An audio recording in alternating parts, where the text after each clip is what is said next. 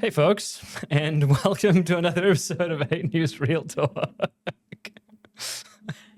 You can't laugh. Dang, I really thought we were going to get through the intro. Sorry for our unannounced hiatus last week.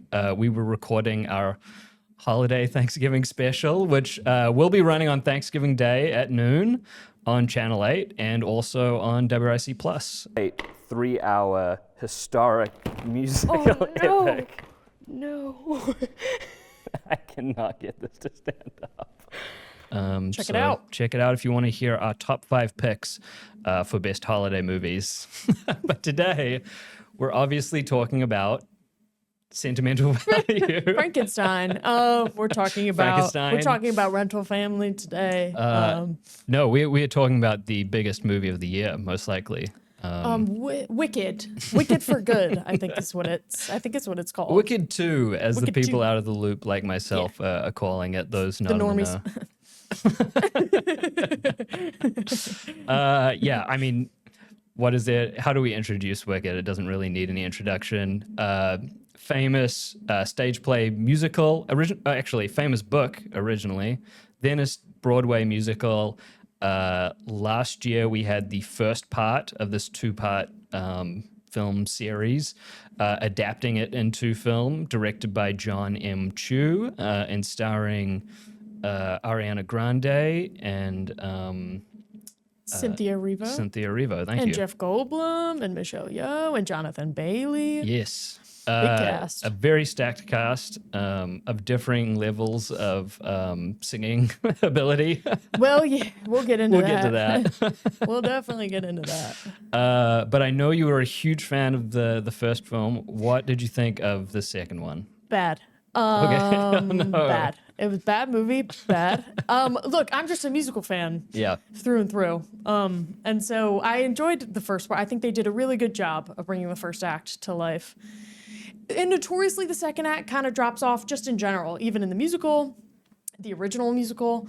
And so I wasn't expecting, I was already kind of giving it that out. Yeah. Of being like, look, notoriously Act 2 can get kind of rough. Yeah. But even with that, it was still just not, it just didn't hold a candle to what they did in the first one, I felt like. And it just wasn't, it was rushed. And yeah, I did not enjoy. I enjoyed some of the songs. Mm-hmm. I think some of the vocal performances, as always, are very, very good because you can always count on Ariana and Cynthia to deliver on that front. True. But it's hard for me to be a serious human being. Anyway, but yeah, so I would say bad. I would give it like 2 stars. Okay. Yeah. And I can't imagine how you feel because you already were not looking forward to it. I was not a huge fan of the original. I liked the first film. Just to explain where I'm coming from watching these films, I've never seen the stage play, Which is tough. Musical. I do think you would have a better appreciation for it if you have seen Right. stage. I've never read the book, which I think would also add a little bit of detail and maybe fill in some of the plot holes that are in both films, especially this one, which we'll get to. But I didn't hate it. For someone, you coming from a 5-star for the first film, I just do not see that for the first one. But Okay. hey, speak your truth, Queen. Thank you. Thanks, Queen. For me, the first one is more like a 3-star. I'm going to go 2 stars for this one as well. I think there's definitely a noticeable drop in quality in terms of the songs and not a whole lot of improvement in terms of the filmmaking. Probably a bit of a drop there as well, but it's negligible. I think when the 2 leads get their chance to belt out a ballad or something, then this thing is doing just fine. But then you have 2 other hours of exposition and mostly nonsense. Yes. Fan service, whatever you want to call it. But let's jump into spoilers so that we can break down Wicked for Good. I agree with what you were saying. It's really what you come to see is these 2 gorgeous ladies sing songs about finding out who they are, Right. and their friendship in relation to this crazy world they're thrown into. But yeah, other than that, it's like, Can we get back to them singing those songs? Yeah. While you're going through everything else. You mentioned before that the second one is the second part of Wicked is sort of famous for not being as good as the first part, specifically because I think the concept is so fun to like take a very well known fairy tale fantasy story of the Wizard of Oz and sort of recontextualize it and do the postmodernist rewrite of, oh, here's what actually everything you think you know about the story is completely wrong, and the good guys are the bad guys and the bad guys are the good guys, which is so much fun in the first half, but in the second half they really have to force it to fit into the actual story of the Wizard of Oz, and it sort of twists itself into knots doing that. Yeah. And I don't know how well the book handles it, but certainly the filmmakers here did not have what it took to pull that off, I think. It's just like they're speed running all these major plot points. Yeah. Because you get we come off of the end of the first one is defying gravity. Elphaba has found out that she is sacrificing what she could be to do the right thing and take care of the animals. And if that means that the entirety of the place that she called home is going to hate her and want her to die, that is just a thing that she has to accept. Yeah. And she's going to have to do this on her own. And then you come into, okay, so they're building the yellow brick road, and her sister's now the governor of Munchkinland, but she's also evil, and she's keeping a Munchkin held prisoner. Yep. And then he turns into the Tin Man, and then she dies, and it's just like you're speed running it. And it's like, can't we take a minute to breathe? She doesn't even greet when the house gets dropped on Nessa, she's like, so Nessa's dead. I'm gonna take your man. And you're like, whoa. It has to fit the entirety of the story of the Wizard of Oz into the second half, while also tying up all the loose ends and coming to some sort of what would hopefully be a satisfying conclusion to all of the setup of that first half. Yeah. I have some issues that are sort of holdovers. Actually, they weren't so bad in the first one, but it becomes much more apparent in this one. So you mentioned that that Elphaba's whole mission at the beginning of this film is to raise awareness and expose the truth of the wizard lies, and the animals are being sort of enslaved and having their voices taken away and things, and being dehumanized because they are ultimately like human adjacent personified creatures until their voices are taken away. But in the lazy Hollywood way of writing that this film sort of employs, she never explicitly explains anything to anyone. She's constantly just saying the wizard lies. She has to be as ambiguous about what he's lying about as possible for the plot to make sense. Yeah. Like one of the things that confused me with this is, does Galinda know, and maybe I'm just misremembering from, because I haven't rewatched the first one since it came out in theaters. Does Galinda know that the animals are losing their ability to speak and being enslaved by the wizard? She doesn't, right? No, I think she does. I think she's aware of that. Okay. Because there were one of two options here in my head, and I'm glad you clarified, because that solidifies one. I might be wrong, but I think I'm right. If she doesn't know, then Elphaba has failed in not explicitly having a very easy discussion with her best friend. I like that you're like, really? The problem here is with Elphaba. You're one of the Munchkin people. No. But I think you're right. I think you would buy Galinda right into know. the wizards thing. You'd be like, you know what? It is her fault. Yeah, she's not explaining it well enough. She didn't tell Glinda. Instead, she only speaks in these like sort of puzzling, the wizard lies. The wizard lies. She never says exactly what he's lying about to Glinda at the beginning of this film, anyway. But I think you're right. I think Glinda might know, and if she does, then I don't understand why anyone likes Glinda as a person. Why Elphaba gives, like, you would think a very definitive sort of line where you draw the line of like the friends that you make is their ability to say that slavery is bad and enslaving like an entire like species or a race of people in this land is wrong, but she's happy to be part of that system. I think the whole thing with Glinda is this was her option. You know, she had that option with when Elphaba was like, come with me. And Glinda's like, no, I'm not going to become hated by somebody. Has to be the face of good so that there can be somebody that's the face of evil. And that just happened. Glinda just worked out that way. So Glinda is now, but you see that she struggles with it throughout her ballads. I don't know. You see her towards the end, absolutely. Yeah.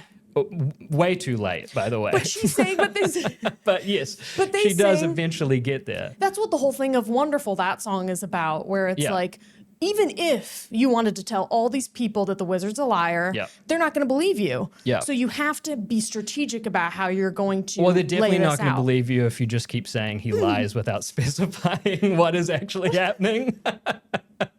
And this is just what I'm talking about. It's just like it's like that word. It's very convenient that that Elphaba Elphaba only speaks in riddles so that people don't understand. No, I know. Believe me. You're like, believe me, I know it's a musical. I imagine maybe the book does a better job of explaining why her voice isn't heard by the people and why the.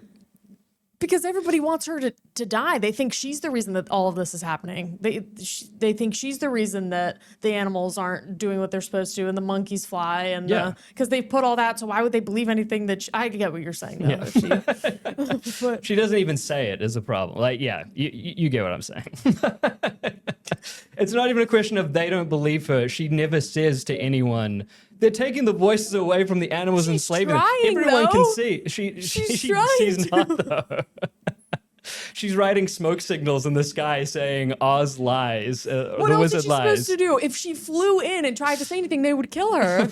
So she has to get creative with it. If she went in and said, wizard lies, they'd kill her and the movie would be over in 30 minutes, which is what you want. You want the movie to be over in 30 minutes.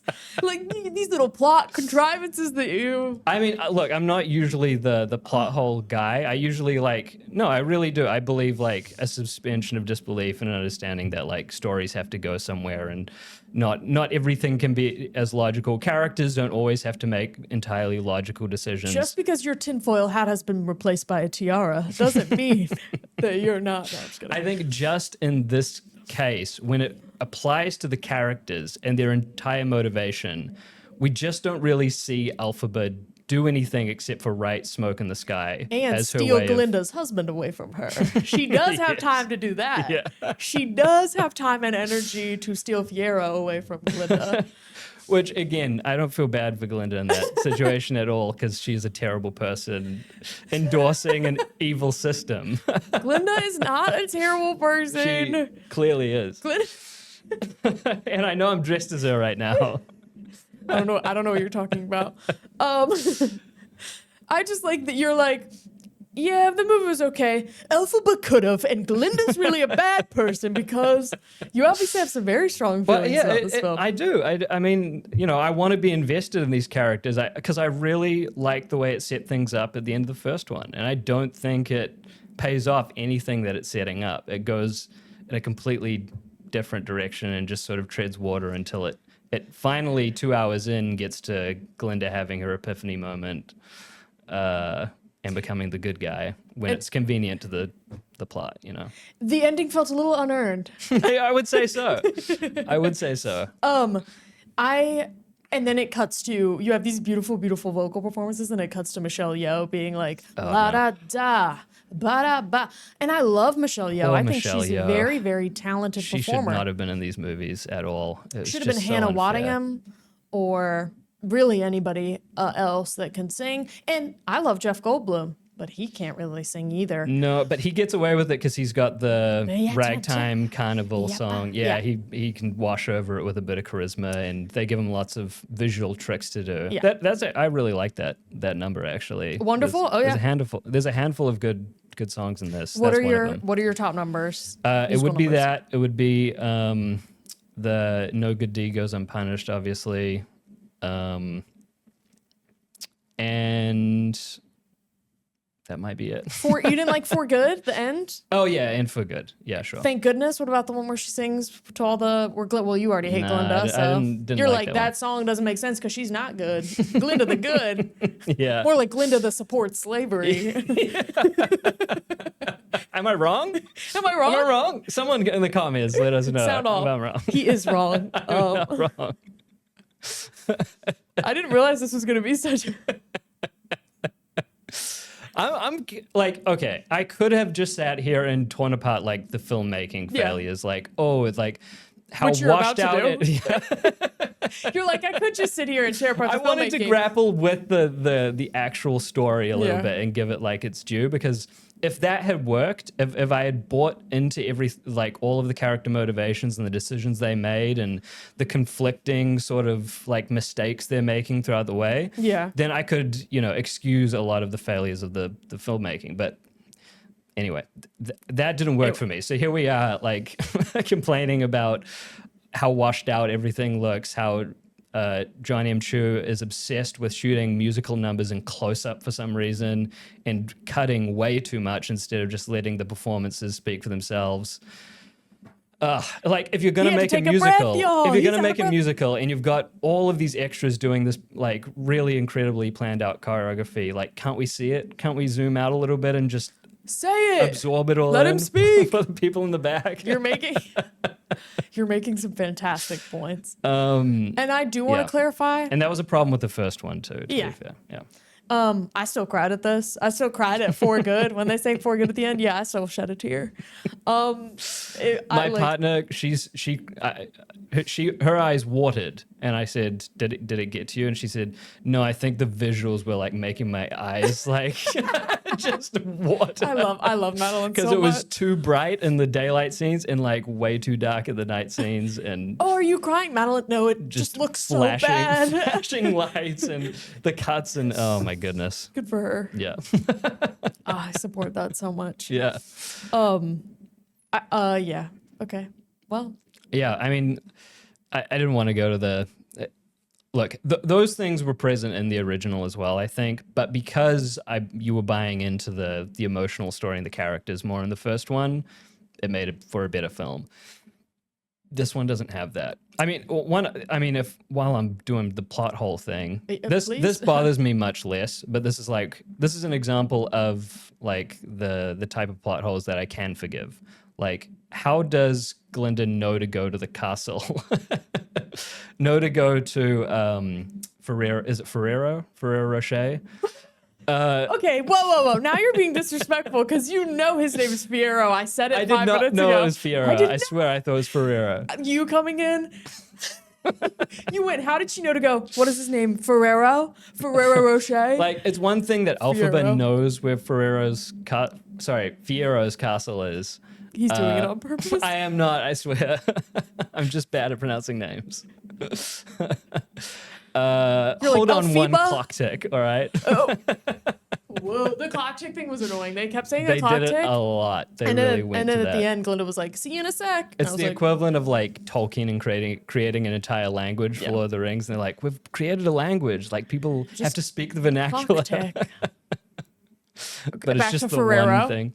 Okay, so back Ferrari. to Ferrari. Ferrari. He tells her about this other castle that he has that like they can stay at. And so Elphaba finds that's fine. But how does Glinda know to go to that castle to warn Elphaba that the villagers are coming? And how do the villagers know that that's where she is? That's where they sent Dorothy and all of And them. how do they know? That's because, do you remember what happens in The Wizard of Oz? They all go and the wizard tells them to go find the Wicked Witch. Yeah, but how does he know? Shut up. Because they know. Like in the original Because they're following the Yellow Brick Road. in the Wizard of Oz movie, everyone knows where the witch lives because that's where the witch lives. That's the witch house, you know. They follow the Yellow Brick Road, But Tannock. they don't have an origin story where she's just moved there like that day, like they do for this movie.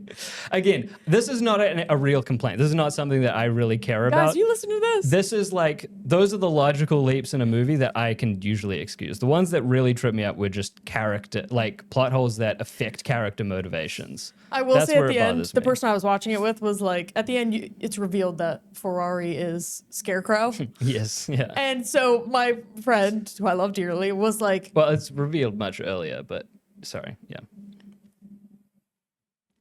how did they know where the witch lived?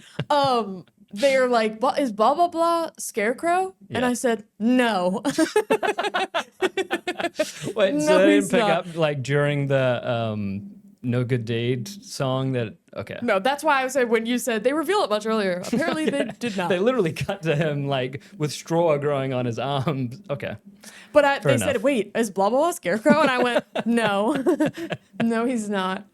Tin Man was kind of terrifying. SpongeBob showed up. I like that. I really like that. I like when he yelled at Glinda because she deserves it. Because she I do. deserves that. You're like, I'd be yelling at Glinda like that. Yeah, so this is one thing that I thought I would hate about this movie, which is like the fan service to the original Wizard of Oz story. Because I usually hate any time something is doing like a nostalgia sort of bait thing. There are anything there are a is few there anything you occasions where I enjoy? think it works. Is there anything that brings you joy and whimsy? And how did you know where the witch was? How did this anyone know? did, because I actually liked how it was implemented. Apart from the fact that because they have to introduce 3 characters, not including the lion, they have to have exposition and they have to dedicate so much time to each of these scenes of people transforming and stuff. It really bogs down like the story, the like actual thing we're invested in. But I actually thought that was fun because I didn't know, again, I haven't read the book or seen the musical, so I didn't know exactly where it was going. Well, it strays from the book. The book is not. It's all very, very different from the book. It is? Yeah. I wonder if I would like the book. You probably would. I would probably love the book. You would like the book. Because I really do. There's a lot of detail. I mean, we make fun of the clock tick You made fun of line clock that they do. Okay. But I do genuinely like catching little attention to detail things throughout these movies that is like building out a world and establishing the politics of Munchkin Land. And Yeah. I think that's actually pretty fun. I think that there's like, it's tough for a movie like this where it really gets bogged down in the exposition and it's got so much plot to get through that it's a bit of a slog. But I just like that you were like, I really would have loved to see a detailed backstory of the Munchkins and how they're dealing with all of this actually stress and would. trauma. I'm a nerd. If I can, I'm a Tolkien nerd. Like, I would probably really like the book going into that sort of detail. You would. And production design is still great. I love the spell book. It's so unique the way it looks. The Grimmery, The groomery. or as you would say, the Graham Cracker. The Graham. Yeah. The Graham Round. The Grammy. Yeah, there's lots of little things that I like. And that's why I'll give it 2 stars instead of 1. But yeah, this is all of Hollywood's worst instincts when it comes to like lazy writing and filmmaking, I think. Preach it, Queen. Yeah. Preach it, Glinda. All right. Well, that's Wicked for Good. We'll be back next week with. I do want to talk about Frankenstein at some point because it was good. All right. I'll I see liked if I can watch it. We'll see if we can do Frankenstein for next week. But also check out on Thursday, Thanksgiving Day, our holiday special playing at noon. On Thanksgiving. WRC Plus and Channel 8. We will see you then, I guess. See you later.